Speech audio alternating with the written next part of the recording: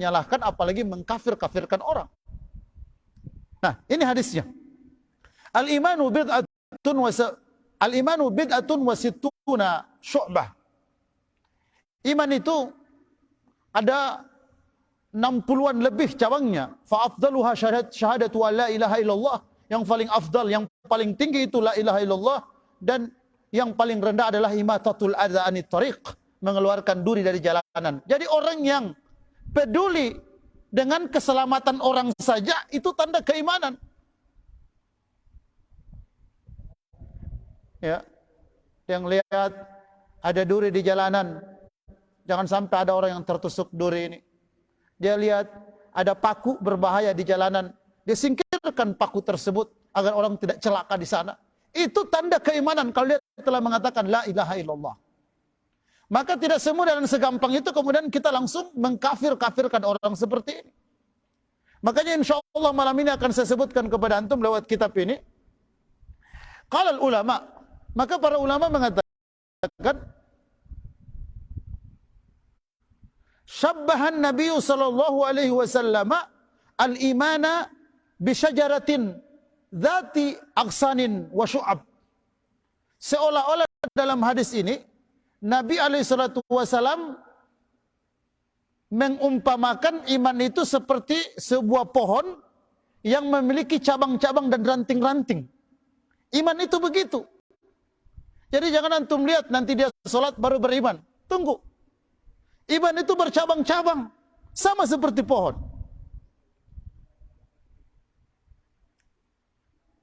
Kama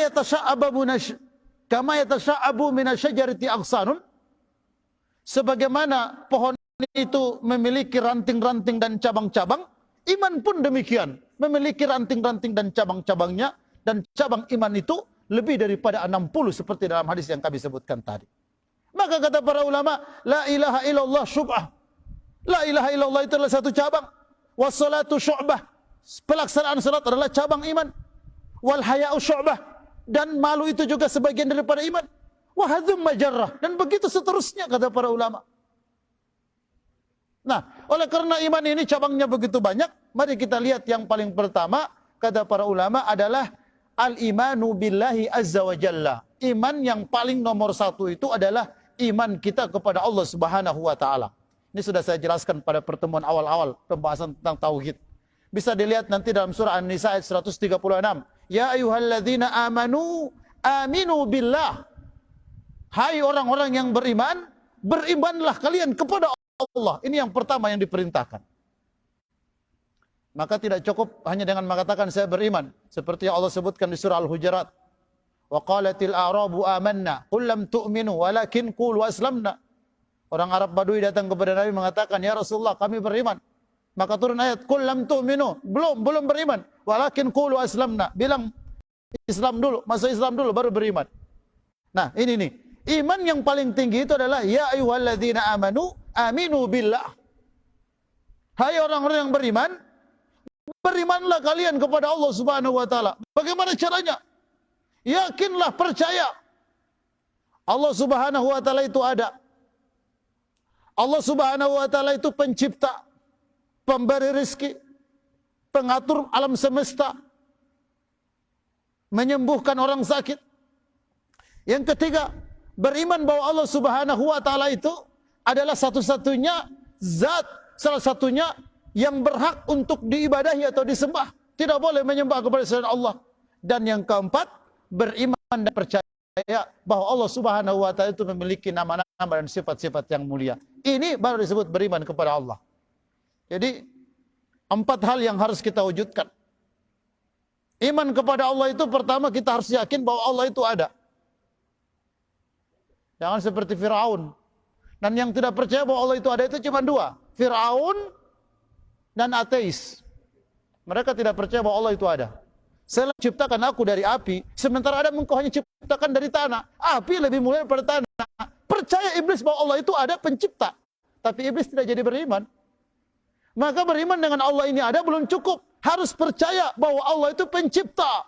Allah itu pemberi rezeki. Allah itu pengatur alam semesta. Allah itu agung dan besar. Ini juga belum cukup. Harus yang ketiga lagi, percaya bahwa Allah Subhanahu wa taala itu satu-satunya yang disembah, satu-satunya yang diibadahi, satu-satunya yang tempat kita berdoa dan meminta. Siapa yang meminta kepada selain Allah, musyrik dan kafirlah dia di sini. Seperti iblis, seperti orang-orang turunannya. Dan yang keempat, kita percaya dan yakin bahwasanya Allah Subhanahu wa taala memiliki nama-nama dan sifat-sifat yang mulia. Walillahil asmaul husna. Ya, kata Nabi sallallahu alaihi wasallam, Allah itu memiliki nama-nama yang mulia dan baik, maka berdoalah kalian kepada Allah dengan nama-nama yang baik kepada Allah Subhanahu wa taala. Allahumma ya Razzaq urzukna. Ya, wahai yang Maha Pemberi rezeki, berikan kami rezeki. Ya Rahman irhamna. Wahai Maha Pengasih, kasihanilah kami. Begitu seterusnya. Yang kedua, atau sebelum kedua, itu dalilnya di surah An-Nisa ayat 136, bahwa cabang iman yang paling tinggi itu adalah al-imanu billahi azza wa jalla. Percaya bahwa Allah Subhanahu wa taala, ya, iman kepada Allah Subhanahu wa taala. Dan dalam satu hadis Nabi SAW memerintahkan, umirtu an uqatilan nasa hatta yaqulu la ilaha illallah. Aku diperintahkan memerangi manusia-manusia hingga mereka mengatakan la ilaha illallah. Faman qala la ilaha illallah asama minni maluhu wa nafsuhu illa bihaqqih. Siapa yang telah mengatakan la ilaha illallah, maka wajib bagiku untuk melindungi darahnya, melindungi jiwanya dan hartanya, illa bihaqqih, kecuali kalau ada hak-haknya. Kalau dia mencuri, dipotong tangannya. Kalau dia membunuh, dikisas dia. Ya, wa hisabuhu 'ala Allah. Adapun hisabnya diserahkan kepada Allah Subhanahu wa taala. Yang kedua, al-imanu birusulih. Cabang daripada iman ini adalah percaya kepada rasul-rasulnya. Ini sudah saya jelaskan juga. Jadi kita orang Islam itu tetap wajib percaya bahwa Nabi Isa itu adalah Nabi dan Rasul Allah. Nabi Musa itu adalah Nabi dan Rasul Allah. Nabi Isa itu diberikan kitab. Nabi Musa juga demikian. Dan begitu Nabi dan Rasul yang lain. Kalau ada orang Islam yang hanya percaya Nabi Muhammad SAW sebagai Nabi dan Rasul Allah, sementara tidak mau percaya dengan Nabi dan Rasul yang lain ini, maka keluar dia daripada iman. Keluar daripada Islam. Karena orang yang beriman itu harus percaya bahwa ada Rasul-Rasul Allah Subhanahu wa taala, baik yang sudah kita kenal ataupun yang belum kita kenal. Dan yang ketiga, al-imanu bi malaikatihi, ini juga sudah kita kaji sebelumnya, iman kepada malaikat-malaikatnya, bahwa Allah Subhanahu wa taala memiliki malaikat-malaikat, dan pernah saya jelaskan kepada antum, jumlah malaikat jauh lebih banyak daripada manusia. Kenapa? Karena malaikat itu nggak ada matinya. Kita manusia ada yang baru lahir mati, ada yang masih dalam kandungan meninggal, ada yang baru 1 tahun 2 tahun meninggal, ada yang 50 tahun meninggal, 60 tahun meninggal, 70 tahun meninggal. Malaikat enggak.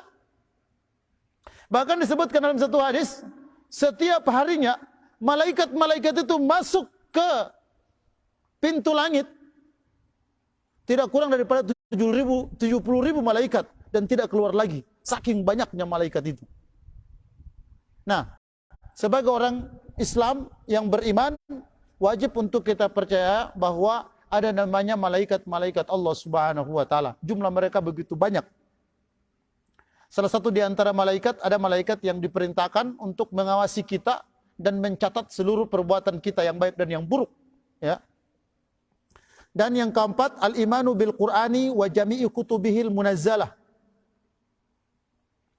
Cabang daripada iman yang keempat adalah wajib kita percaya tentang Al-Quran itu benar, dan seluruh kitab-kitab yang diturunkan Allah Subhanahu wa taala kepada para nabi dan rasul, seperti Taurat, Injil, Zabur, Suhuf dan sebagainya.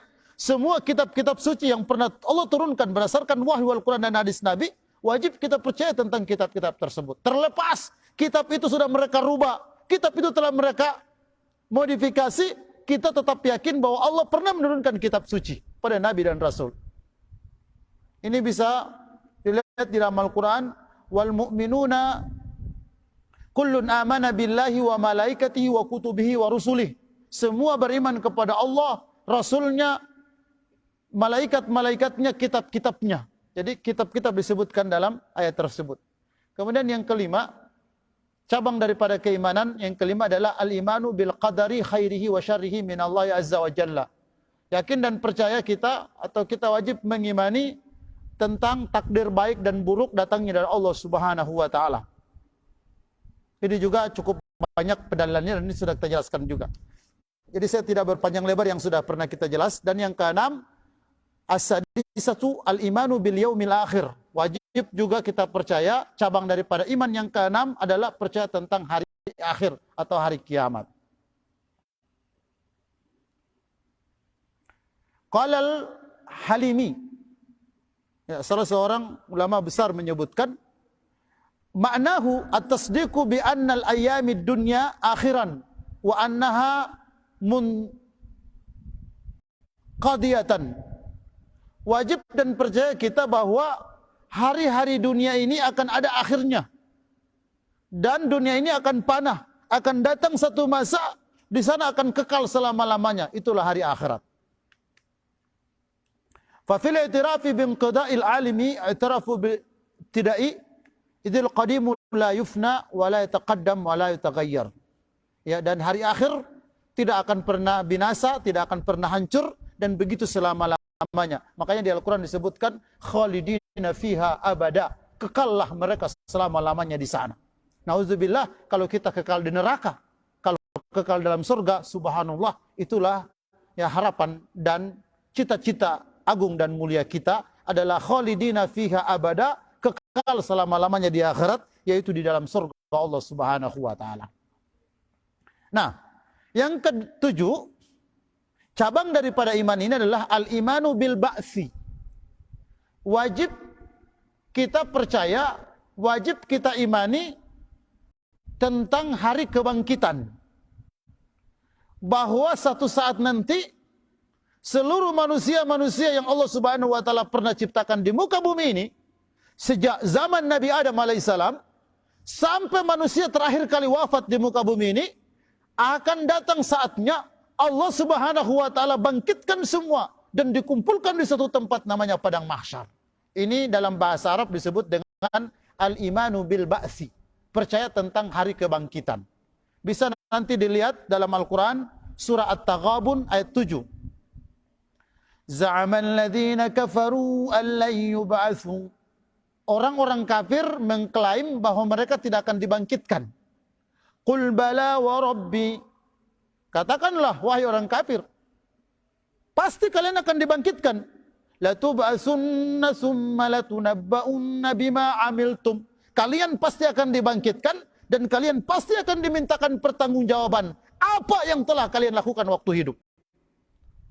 Wa dzalika 'ala Allahi yasir.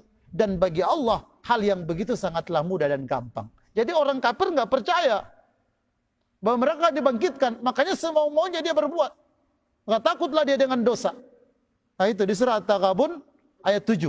Allah Subhanahu wa taala sebutkan, kita orang Islam yang beriman kepada Allah Subhanahu wa taala, yang memiliki iman yang saya sebutkan tadi 60 lebih cabangnya ini, wajib percaya bahwa akan datang satu masa seluruh manusia ini akan dibangkitkan dan dikumpulkan di padang mahsyar seperti hadis Nabi sallallahu alaihi wasallam, tub'atsu hufatan uratan ghurlan. Pada waktu itu kata Nabi, kalian akan dibangkitkan dan dikumpulkan di padang mahsyar tanpa bersandal, tanpa dikhitan dan tanpa berbusana. Kata Siti Aisyah radhiyallahu anha, ya Rasulullah, anara ba'duna ba'dha. Ya Rasulullah, kalau begitu kita saling melihat satu dengan lainnya. Kata Nabi sallallahu alaihi wasallam, "Na'am, walakinnal amru asyad." Ya, kita saling melihat, namun kondisi pada waktu itu lebih dahsyat daripada sekedar sangat melihat. Ada manusia yang berenang di atas keringatnya sendiri. Ada manusia yang tenggelam dengan keringatnya sendiri. Ada manusia yang dibangkitkan wajahnya seperti tikus, para koruptor. Ada manusia yang dibangkitkan kepalanya kepala keledai, orang yang suka melombai imam waktu sholat. Ada manusia yang dibangkitkan perutnya seperti bukit Uhud, orang yang suka menggorogoti harta anak yatim. Ada manusia yang dibangkitkan wajahnya tanpa ada daging, orang yang suka meminta-minta padahal dia berkecukupan. Berbagai macam kondisi orang pada waktu itu dibangkitkan Allah Subhanahu wa taala, dikumpulkan di padang mahsyar untuk dihitung satu persatu amalan yang pernah dilakukan di dunia ini. Kata Nabi sallallahu alaihi wasallam, "Awwalu ma yuhasabu bihi al-'abdu yaumal qiyamati as-shalah." Amalan yang pertama kali yang akan dihisab pada hari itu adalah salat. Maka dari itu perbaikilah salat kita. Nah, inilah cabang keimanan yang ketujuh, yaitu al-imanu bil ba'tsi. Wajib kita percaya tentang kebangkitan ini. Semua manusia akan dibangkitkan. Yang kaya, yang miskin, laki-laki, yang perempuan, untuk dimintakan pertanggungjawaban. Kata Allah Subhanahu wa taala, "Faman ya'mal mithqala dzarratin khairan yarah, wa man ya'mal mithqala dzarratin syarran yarah." Kecil apapun kebaikan yang pernah kita lakukan di dunia ini, kita akan lihat balasannya. Dan kecil apapun perbuatan dosa yang kita lakukan di dunia ini, kita akan lihat juga balasannya di akhirat nanti. Maka malam ini Bapak Ibu datang di Masjid Raya, salat maghrib secara berjamaah, duduk, belum buru-buru pulang mendengarkan ceramah. Nanti ibu bapak akan lihat catatan kebaikannya di akhirat. Bapak ibu akan lihat nanti balasannya. Tapi setelah pulang dari Masjid Raya, ada niat-niat yang jahat. Yang bujang-bujang sudah teleponan dengan pasangan gelapnya. Terus berbuat hal-hal yang melanggar syariah. Dia akan lihat juga balasannya. Karena kata Allah, "Faman ya'mal mithqala dzarratin khairan yarah." Kecil apapun perbuatan baik akan kita lihat balasannya. "Wa may ya'mal mithqala dzarratin syarran yarah." Kecil apapun perbuatan buruk yang kita buat, kita akan lihat juga balasannya di akhirat. Nah, itulah yang disebut dengan al-imanu bil ba'tsi, percaya, yakin kita dengan kebangkitan ini. Kemudian yang ke-8, al-imanu bil hasyri ba'dal ba'si minal qubur ilal mauqif. Percaya bahwa setelah kita dibangkitkan, akan dikumpulkan di padang mahsyar. Semua yang ada dalam kuburan-kuburan akan dibangkitkan menghadap Allah Subhanahu wa taala di padang mahsyar. Dan itu Allah Subhanahu wa taala sebutkan di surah Al-Mutaffifin ayat 4, 5 dan 6. Ala yazunnu ulaika annahum mab'utsun. Tidaklah mereka mengira bahwa mereka akan dibangkitkan liyaumin azim, pada hari agung, yaitu hari kiamat. Yauma yaqumun nasu lirabbil alamin. Pada hari itu seluruh manusia dibangkitkan dan dikumpulkan di padang mahsyar untuk menghadap Allah Subhanahu wa taala. Jadi surah Al-Mutaffifin ayat 4, 5 dan 6 bisa Bapak Ibu nanti lihat. Nah, sebagai orang Islam yang beriman, wajib kita percaya ini. Bapak kita yang sudah mendahului kita, ibu yang kita cintai yang telah mendahului kita, kakek-kakek kita dahulu, orang-orang sebelum kita yang sudah tinggal tulang belulang, yang mungkin sudah dimakan oleh tanah, semuanya akan dibangkitkan pada hari tersebut menghadap Allah Subhanahu wa taala, dikumpulkan di padang mahsyar yang akan mempertanggungjawabkan seluruh perbuatan yang telah dilakukan. Yang baik akan dia terima kebaikannya, yang buruk akan dia rasakan juga akibat keburukannya. Dari itu, mari kita bermuhasabah. 2023 ini, mumpung masih bulan Januari, mari kita perbaiki kehilapan dan kesalahan kita di 2022. Jangan sampai 2023 ini akhir hayat kehidupan kita, dan jangan sampai disinilah ya kita tidak bisa menutup usia kita dengan husnul khotimah. Kemudian yang ke-9,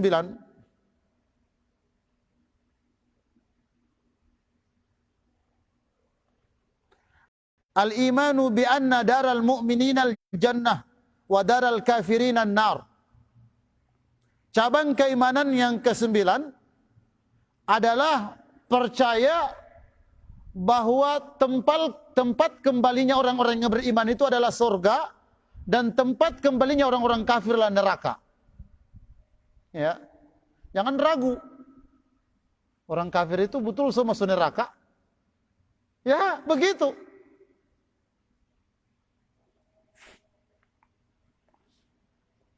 Innal ladzina kafaru min ahlil kitabi wal musyrikin fi nari jahannam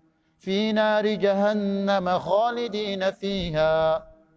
Nah, Allah bilang, innal ladzina kafaru min ahlil kitabi wal musyrikin, sesungguhnya orang-orang kafir dari kalangan ahlul kitab Dan orang-orang musyrik fi nari jahannam khalidina fiha, mereka akan dimasukkan ke neraka jahanam kekal selama-lamanya. Allah yang bilang.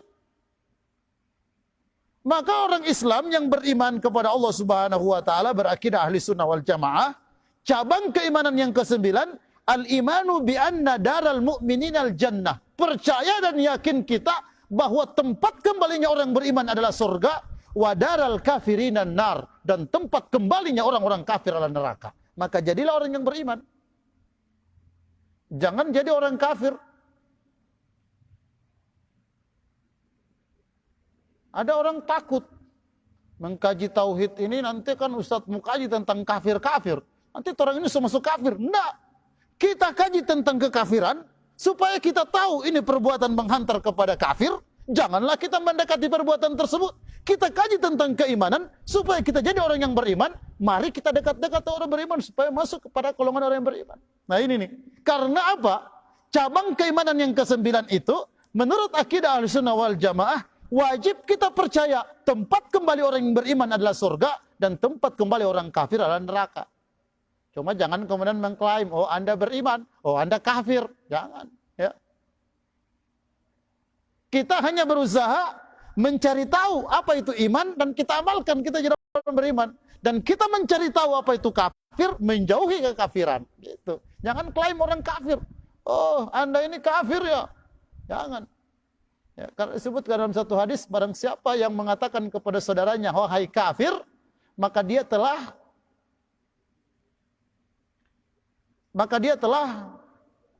terjerumus kepada dua pilihan. Kalau dia tidak kafir, maka kekafiran itu akan kembali kepada orang yang mengatakan itu. Maka jangan semudah itu kita mengkafir-kafirkan orang. Ini ya. Jelas saya kira poin yang ke-9 ini, bahwasanya tempat kembalinya orang-orang beriman adalah surga dan tempat kembalinya orang-orang kafir adalah neraka.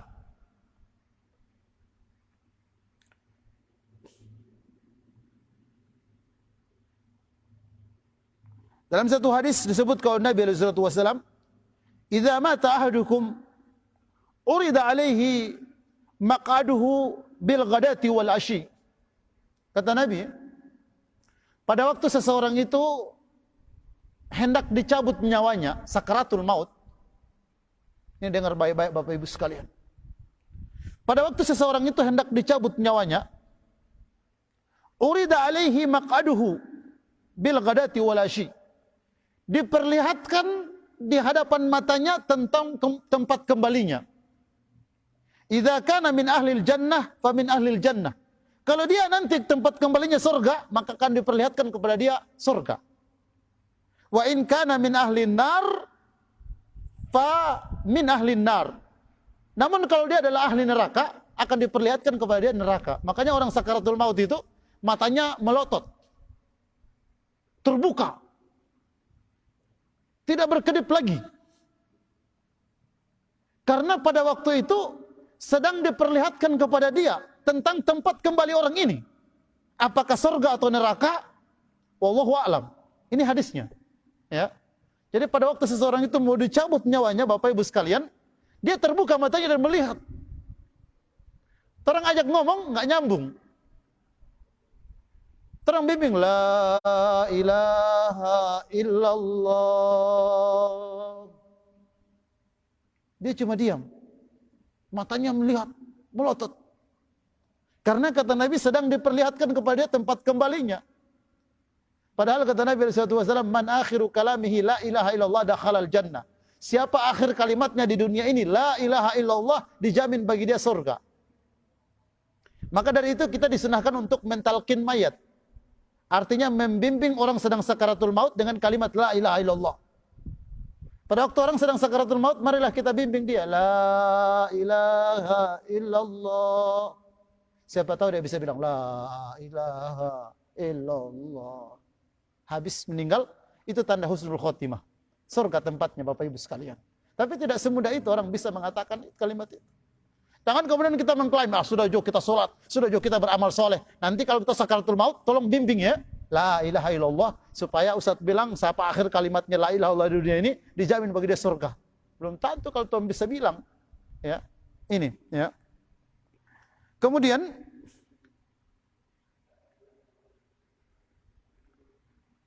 Maka diperlihatkan kepada dia, kata Nabi SAW, pada waktu sakaratul maut ini, tempat kembalinya, kalau dia adalah penghuni surga, diperlihatkan padanya surga. Dan kalau dia adalah penghuni neraka, diperlihatkan padanya neraka. Wa yuqal. Lalu dikatakan kepada orang ini, tapi orang tidak dengar, karena malaikat yang membisikkan ya kalimat itu ke telinga orang yang sedang sakaratul maut. Disebut dalam hadis ini. Hadza maq'aduka hatta yab'atsakallahu ilaihi yaumal qiyamah. Ini tempat kembalimu hingga engkau dibangkitkan hari kiamat nanti. Makanya kita orang Islam itu seperti yang disebutkan oleh Imam At-Tahawi dalam kitabnya Aqidah Tahawiyah, al-qabru imma hufratun min hufarin niran aw raudun min riyadil jannah. Kuburan itu kalau bukan taman di antara taman-taman surga, maka dia adalah lubang di antara lubang api neraka. Sudah diperlihatkan sebetulnya kita sakaratul maut. Nah, jangan sampai kita menjadi orang yang merugi. Kalau di surah Al-Munafiqun ayat 10 dan 11, Allah ceritakan penyesalan orang-orang sedang sakaratul maut. Rabbi laula akhartani ila ajalin qarib. Rabbi laula akhartani ila ajalin qarib. Ya Allah, jangan cabut dulu nyawaku. Berikan kesempatan sebentar saja. Fa asaddaka wa akum minas solihin. Aku akan bersedekah. Aku akan jadi orang soleh. Pada waktu sakaratul maut datang mencabut nyawanya, dia meminta kepada Allah satu saja permintaannya. Ya Allah, jangan cabut sekarang dulu. Aku mau bersedekah, aku mau jadi orang soleh. Tapi Allah bilang, idza jaa ajaluha la yastakhiruna sa'atan wa la yastaqdimun. Kalau ajal sudah datang, tidak boleh dipercepat walau sesaat, tidak boleh juga diperlambat walau sesaat. Nah, saya ingin bilang Bapak Ibu, jangan sampai kita yang berteriak dengan teriak ini. Ya Allah, jangan dulu cabut nyawaku, aku akan bersedekah. Tadi waktu di Masjid Raya ada datang kotak celengan, minta uang ke dia 1.000, 2.000, 5.000, 10.000, tolong taruh di situ, dia enggak kasih. Nanti sakaratul maut sudah datang mau mencabut nyawanya, baru dia minta, ya Allah, aku mau bersedekah dulu. Allah tidak akan kasih kesempatan Bapak Ibu sekalian. Nah, di kuburan lebih parah lagi. Allah ceritakan di surah Fatir ayat 36. Wa hum yastarihuna fiha Rabbana akhrijna na'mal salihan ghairal ladzi kunna na'mal. Mereka berteriak-teriak di dalam kubur. Rabbana akhrijna, ya Allah, keluarkan kami, kembalikan ke dunia. Na'mal salihan ghairal ladzi kunna na'mal. Kami akan melaksanakan amalan soleh yang dahulu tidak kami laksanakan. Baru minta. Sudah di alam kubur minta untuk dikembalikan ke dunia, baru mau buat amal soleh. Kenapa enggak dulu? Kenapa enggak sekarang? Dengar ada taklim di Masjid Raya, enggak mau datang. Dengar azan hayya 'alas shalah, enggak mau datang. Ngajak orang-orang untuk berhijab, dia enggak mau berhijab. Ngajak orang untuk baca Quran, dia enggak mau baca Quran. Nanti sudah di alam barzah baru minta, ya Allah, na'mal salihan ghairal ladzi kunna na'mal. Kami akan melaksanakan amalan soleh yang dahulu tidak kami laksanakan. Allah bilang, awalam nu'ammirkum ma yatadzakkaru fihi man tadzakkar. Bukankah kami telah memberikan usia kepadamu yang cukup dan panjang? Wa ja'akumun nadhir, dan telah datang kepadamu pemberi peringatan, ustaz, pemberi ceramah. Fadzuqu fama lidh-dhalimina min nasir, kata Allah. Rasakan siksa ini. Tidak ada pertolongan bagi orang-orang zalim pada saat ini. Nah, jangan sampai orang yang berteriak seperti ini Bapak Ibu di alam kubur nanti. Inilah akidah keyakinan kita. Inilah iman itu. Inilah kajian tauhid itu. Ya, bahwa kita wajib percaya bahwa orang sedang sakaratul maut itu diperlihatkan tentang tempat kembalinya. Penghuni surga diperlihatkan baginya surga, penghuni neraka diperlihatkan baginya neraka. Tapi jangan juga untuk bilang, oh, Ustaz ahli surga. Belum tentu. Orang belajar tentang surga berharap mudah-mudahan kita tahu amalan-amalan menghantar ke surga ini, maka kita laksanakan amalan surga. Kita tahu tentang neraka, kita berusaha untuk menjauhkan diri perbuatan-perbuatan yang dapat melengsarkan kita ke neraka itu. Nauzubillahi min dzalik. Bahkan di alam barzakh pun tadi sudah disebutkan. Ini ya, hadis-hadisnya cukup ya jelas untuk bisa kita jadikan pegangan insyaallah. Kemudian yang ke-10, cabang daripada keimanan. Jadi banyak insyaallah Mudah-mudahan Bapak Ibu tidak bosan datang lagi Senin depan, insyaallah mudah-mudahan panjang umur, sehat walafiat semua. Kita akan lanjutkan kajian tentang cabang-cabang iman ini. Ya. Artinya jangan saja cuma kaim-kaim ya ayyuhalladzina amanu kutiba alaikumus syiyamu kama kutiba alal ladzina min qablikum la'allakum tattaqun. Hai orang-orang yang beriman. Oh, kita sudah merasa saya beriman. Kaji dulu di cabang-cabang iman ini, betul enggak kita orang beriman? Ya, ini cabangnya. Kalau iman harus begitu, percaya yakin ini yang disebutkan. Yang ke-10, al-imanu biwujubi mahabbatillahi azza wa jalla. Yang ke-10 itu cabang daripada iman adalah wajib hukumnya mencintai Allah Subhanahu wa taala.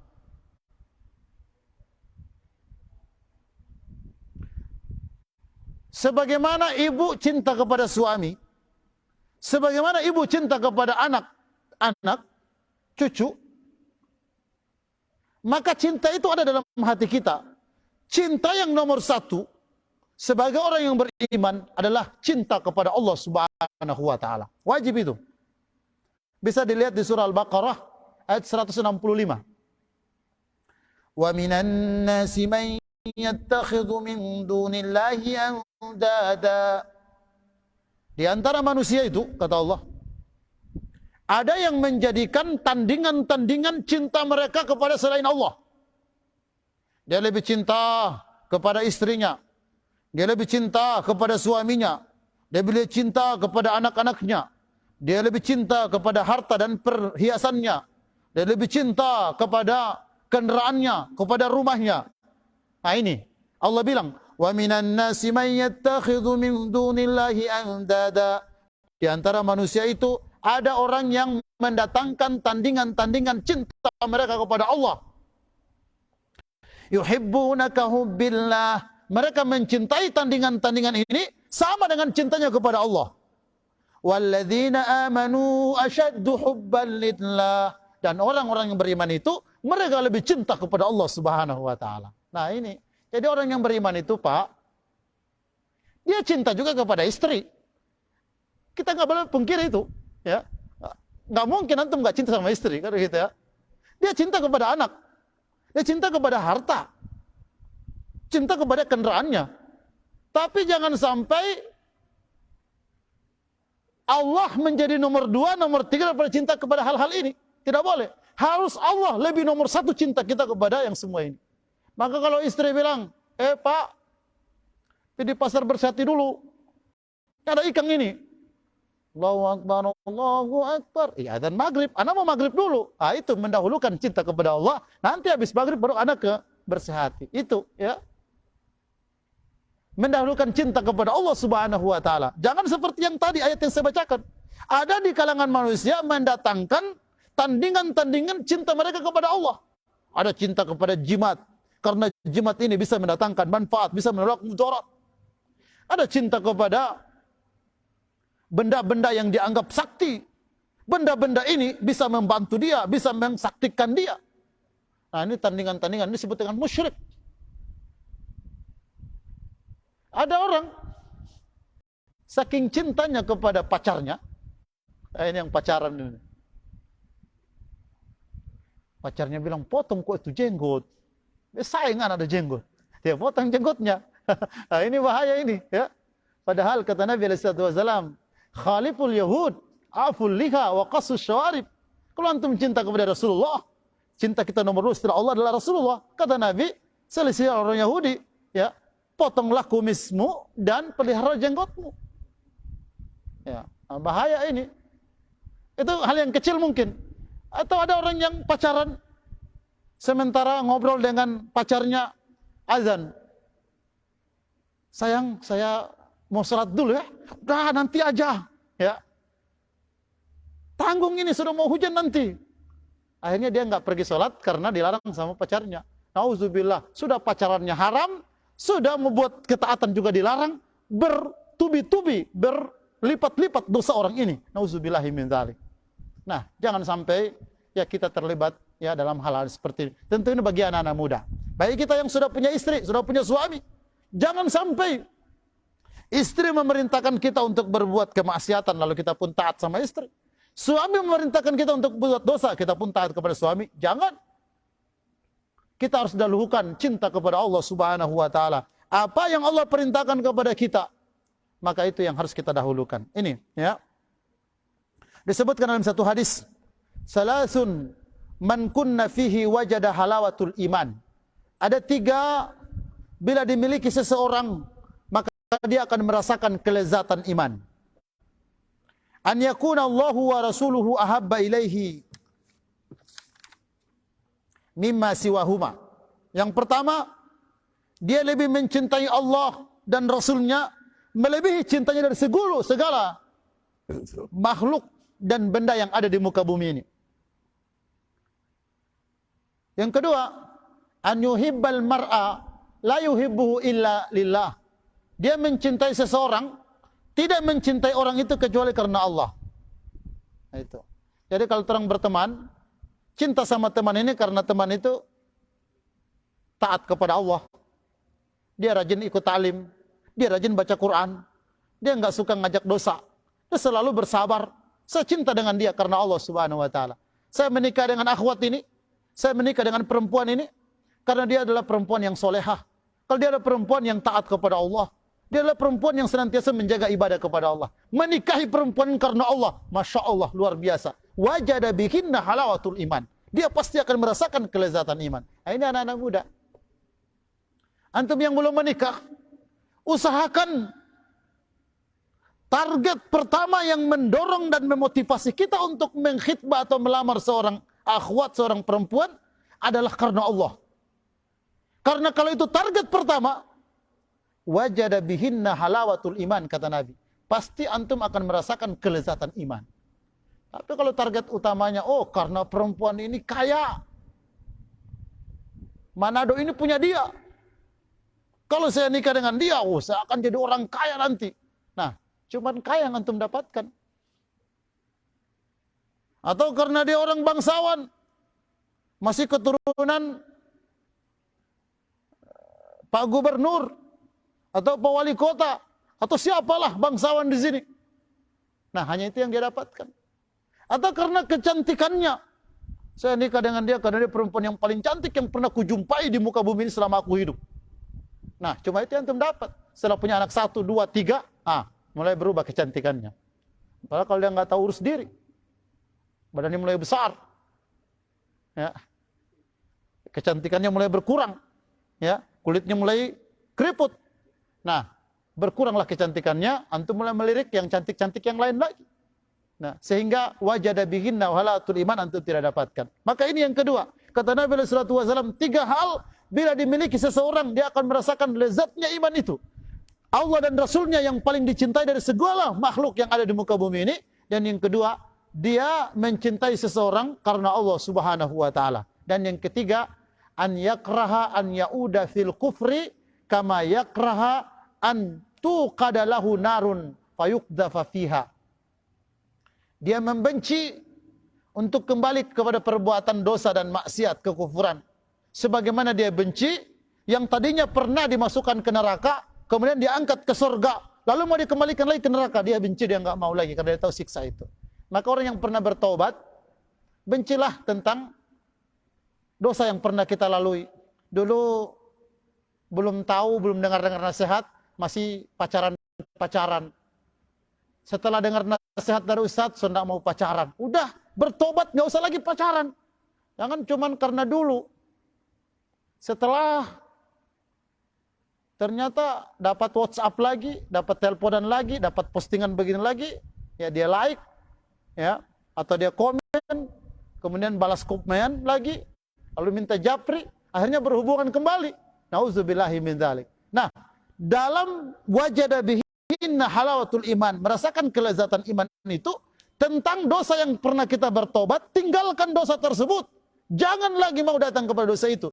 Sebagaimana bencinya kita pernah dimasukkan ke neraka, lalu dimasukkan ke surga, benci kita untuk dikembalikan ke neraka. Begitu. Jangan tobat setengah-setengah. Ya. Kadang-kadang ikhwan dan akhwat ini begitu. Dulu pacaran, setelah dengar tarbiyah, dengar ceramah, baca artikel, dengar YouTube, ceramah tentang haram pacaran, dia putuskan semuanya. Ada laki-laki lewat, biasa sweet, ya, tidak berani lagi. Laki-laki dipanggil, dia bilang haram, tidak boleh. Ya. Tapi setelah 2 bulan, setelah 3 bulan, selesai Ramadan, dia yang panggil-panggil. Katanya dulu tidak boleh, haram. Kenapa sekarang panggil-panggil? Nah, jangan sampai kita seperti ini. Ya, ikhwan dan akhwat, Bapak Ibu sekalian. Mudah-mudahan ya kita sudah sampai kepada cabang iman dengan ke-10. InsyaAllah akan kita lanjutkan kajian ini pada pertemuan Senin yang akan datang.